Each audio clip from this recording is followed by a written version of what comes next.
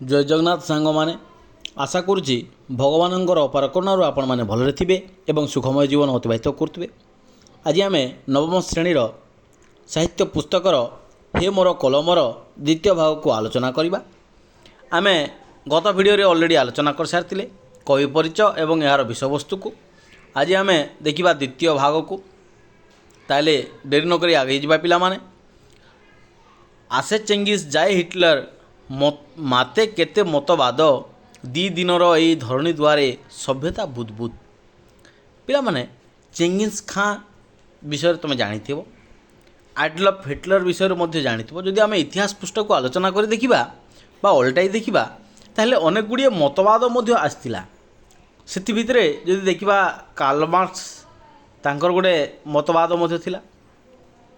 तो विभिन्न समय रे विभिन्न प्रकार लोक आसी विभिन्न प्रकार मतवाद एठारे दे देकी जाइछंती।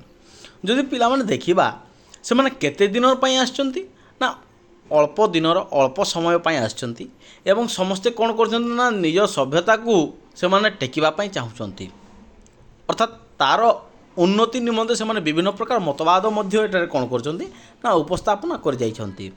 ठीक सेही परी चेंगिस खान आसीतिले, हिटलर मध्य आसीतिले एवं तांकर केते गुड़िए मतवाद एठारे मध्य से माने कोन करछंती ना देइछंती। तो देखिबा जदि दी दिनर ये धरणी द्वारे अर्थात ये जो आम धरणी आसचु बा पृथ्वी पृष्ठ रे अवतरण करिचु एठारे केते दिन पई ना 2 दिन पई। जदि 2 दिन पई आसीचु बा 2 दिनर ये धरणी द्वारे आम जदि अवतीर्ण हेचु ताहले हमर जो सभ्यताटा उत्थान हबो बा उन्नति निमंते आम जदि सत चेष्टा करवा ताहले केते दिन पर्यंत रहिबो ना सेटा अल्प समय बा अल्प दिनर अवधि भितर ताहा परिसमाप्ति हो जिवो। ताहले आगु जिबा पिला माने ये हला से चेंगिस खां एवं तार इतिहास विषय तुम जानिथिबो पिला माने। सबुरी उपरे तुमे अछ थरे देवाकू अमर गार आज एते बेले जड़ की कलम मुंडा की हेला धार। ताहले पिला माने यदि आम कलम को देखा ताहले से कौन करेंगे ना समस्तों ऊपर गोटे कलमर गार देदेवे। कौन पाई ना जदि आम कलम लिखिदेवा ताहले सेटा कौन हो ना सबुदिन अमर होकर रहीज। तेणु से कहते जे सबुरी उपरे तुमे अछ थरे देवाकू अमर गार। समस्त विषय जदि आम जदि देखा ऑटोबायोग्राफी किंबा बायोग्राफी देखा ताहले एडल्फ हिटलर विषय जहाँ लेखा जाइछि ताहा हेउछि तांकर अमर गीत अमर गान अमर तांकर जहाँ गुड़िए कार्य अच्छी ताकू सेठार वर्णना करछंती। तेणु से कहते जे तमे आज कौन हो जाइछ ना जड़ हो जाइछ।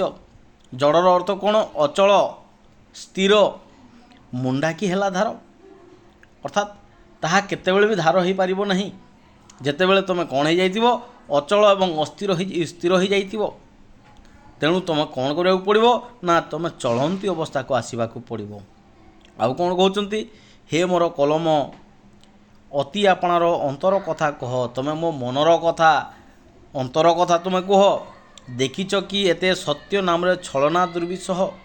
दुर्विषह कहले कौन ना जहाँ सहीबा कष्टकर जहाँ को सही हम ना सत चेष्टा कले आम सही पारिबा नहीं। से कहते एठारे कौन होची ना सत्य नाम छलना देखा मिलूँ एवं जहाँ कष्टकर ताहाको आमे सह्य करि पारिबा नहीं। केते अवतारे धरणी बुकुरे देवता हईला नर। आमर जदि आमे रामायण महाभारत कथा कहवा पिला माने रामायण महाभारत रे कौन देखिबा ना देवता माने विभिन्न प्रकार मनीष होई ये जो आमर धरणी रे बा पृथ्वी रे से माने जन्मग्रहण करछंती। एवं समस्ते कौन होईची ना कालर इंगित रे लुचि गले सब रहिला तुमरी गार। से माने एटारे अवतरण कले किंतु से माने तिष्टि होई रही पारि नांती। से माने कालर अतिक्रम रे समयर अतिक्रांत रे समस्ते कौन हो गले ना लुचि गले। खाली रहिला कौन ना तमर जो कलम रे लेखा जाइतिबा शब्दपुंज। एठारे आमे देखिबा को पाइबा पिला माने कौन ना केते अवतारे बा केते अवतार नहीं यही पृथ्वी पृष्ठ रे देवता माने विभिन्न प्रकार मनीष रूप में जन्मग्रहण करिकी से माने कालर इंगित निर्देश से माने लुचि जाइछंती। खाली रही जाइछि कौन ना कलमर गार कलमर लेखा। ସବୁରି ଉପରେ ତୁମେ ଅଛ ଥରେ ଦେବାକୁ ଅମର ଗାର, ଆଜି ଏତେବେଳେ ଜଳ କି କଲମ, ମୁଣ୍ଡା କି ହେଲା ଧାର। ପିଲାମାନେ କଲମଟା କ'ଣ ନା ସମସ୍ତଙ୍କ ଉପରେ ଭାରି ହୋଇଯାଇଛି ଏବଂ କଲମକୁ ଆଉ କ'ଣ କହୁଛନ୍ତି ନା ତୁମେ ଅନ୍ତରର କଥା କୁହ। ସତ୍ୟ ନାମରେ ତୁମେ ଏଠାରେ କ'ଣ ଦେଖୁଛ ନା ଛଳନା ଦେଖୁଛ, ଯାହାକି ଦୁର୍ବିସହ ସହିବା କଷ୍ଟକର। ଏବଂ ଏଠାରେ ଆମେ କ'ଣ ଦେଖୁଛୁ ନା ବିଭିନ୍ନ ପ୍ରକାର ଦେବତାମାନେ ନର ରୂପରେ ଏଠାରେ ଜନ୍ମଗ୍ରହଣ ମଧ୍ୟ କରିଛନ୍ତି। ତୁମେ ଗୌତମ ଶଙ୍କର ଯୀଶୁ ବଚନ ରଖିଛ ଧରି। ଗୌତମ ଯାହା କହିଯାଇଛନ୍ତି, ଯାହା ବାଣୀ କହିଛନ୍ତି ବା ଯାହା କାର୍ଯ୍ୟ କରିଛନ୍ତି ତାଙ୍କର ଲେଖାକୁ ତୁମେ କ'ଣ କରିଛ ନା ନିଜେ ଲେଖି ରଖିଛ। ଶଙ୍କରାଚାର୍ଯ୍ୟ ଯାହା କହିଲେ ତାକୁ ମଧ୍ୟ ତୁମେ ଲିପିବଦ୍ଧ କରି ରଖିଲ। ଯୀଶୁ ମଧ୍ୟ ଯାହା କହିଲେ ତାଙ୍କର କଥାକୁ ବି ରଖିଲ। ତେଣୁକରି ତୁମେ କ'ଣ କରିବ ନା ଜାଗ୍ରତ କର, ଉଦ୍ୟତ କର ଆଉ ଥରେ ସେହିପରି ଏମାନଙ୍କର ବାଣୀକୁ ଯେମିତି ତୁମେ ଲେଖିଦେଲ, ଏମାନଙ୍କର ବାଣୀକୁ ଯେମିତି ତୁମେ ଗୋଟେ ଅମର ଗାର ଦେଇଦେଲ, ଠିକ୍ ସେହିପରି କ'ଣ କରିବାକୁ ପଡ଼ିବ ନା ଆଉ ଥରେ ଲୋକମାନଙ୍କୁ ଜାଗ୍ରତ କରିବାକୁ ପଡ଼ିବ, ଉଦ୍ୟତ କରିବାକୁ ପଡ଼ିବ।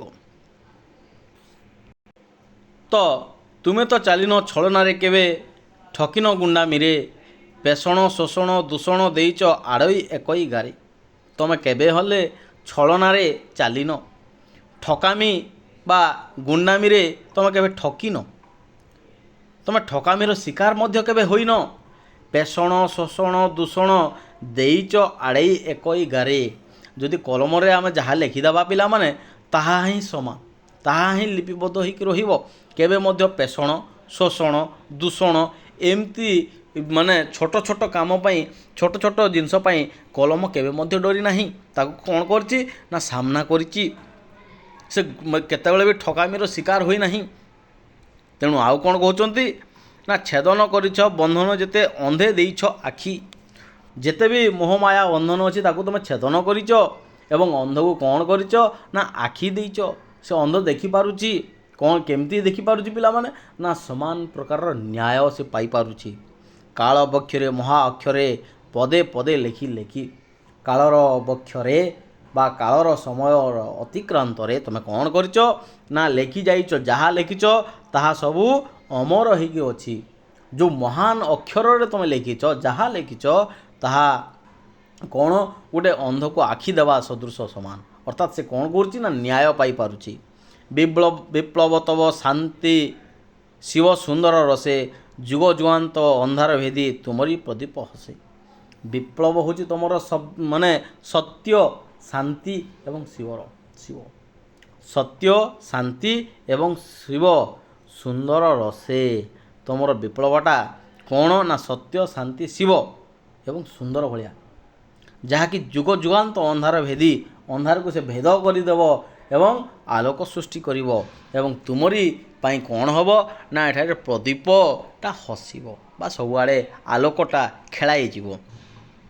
ତେଣୁ ପିଲାମାନେ ଆଉ ଗୋଟେ ଟିକେ ଦେଖିଦେବା ଆଉ ଥରେ। କ'ଣ ନା ତୁମେ ତ ଚାଲିନ ଛଳନାରେ କେବେ, ଠକିନ ଗୁଣ୍ଡାମିରେ, ପେଷଣ ଶୋଷଣ ଦୂଷଣ ଦେଇଛ ଆଡ଼ଇ ଏକଇ ଗାରେ। ଗୋଟେ ଗାରରେ ଏକ ଅକ୍ଷରରେ ତୁମେ କ'ଣ କରିଛ ନା ଏସବୁକୁ ଏଡ଼େଇ ଦେଇଛ। ତୁମେ ସବୁ ପ୍ରକାର ବନ୍ଧନକୁ ଛେଦନ କରିଦେଇଛ। ଅନ୍ଧକୁ କ'ଣ କରିଛ ନା ଆଖି ଦେଇଛ ଏବଂ କାଳର ବକ୍ଷରେ ତୁମେ ମହାନ ଅକ୍ଷର ଗୁଡ଼ିକ ଲେଖି ଲେଖି ତୁମେ ମହାନ ହୋଇଯାଇଛ। ତେଣୁକରି ତୁମର ଯେଉଁ ବିପ୍ଳବଟା ତବ କହିଲେ ତୁମର ସତ୍ୟ ଶାନ୍ତି ଶିବ ସୁନ୍ଦର ରସେ, ଯୁଗ ଯୁଗାନ୍ତ ଅନ୍ଧାର ଭେଦି ତୁମରି ପ୍ରଦୀପ ହସେ। ଏହି ଯୁଗ ଯୁଗାନ୍ତକୁ ଯଦି ଆମେ ଦେଖିବା ପିଲାମାନେ, ତୁମର ହିଁ କ'ଣ ଦେଖାଯାଉଛି ଯଶ ଖ୍ୟାତି ସବୁ ତୁମକୁ ଦେଖିବାକୁ ମିଳୁଛି। ତେଣୁ ପିଲାମାନେ ଆଜି ପାଇଁ ଏତିକି। ଧନ୍ୟବାଦ। Thank you to all. ପୁଣି ଦେଖା ହେବ ଅନ୍ୟ ଏକ ଭିଡ଼ିଓରେ। ଯଦି କିଛି ବୁଝିବାରେ ଅସୁବିଧା ଥାଏ ନିଶ୍ଚିତ ଭାବରେ କମେଣ୍ଟ ମାଧ୍ୟମରେ ଜଣାଇଲେ ତାର ସମାଧାନ କରାଯିବ। ଧନ୍ୟବାଦ। Thank you to all.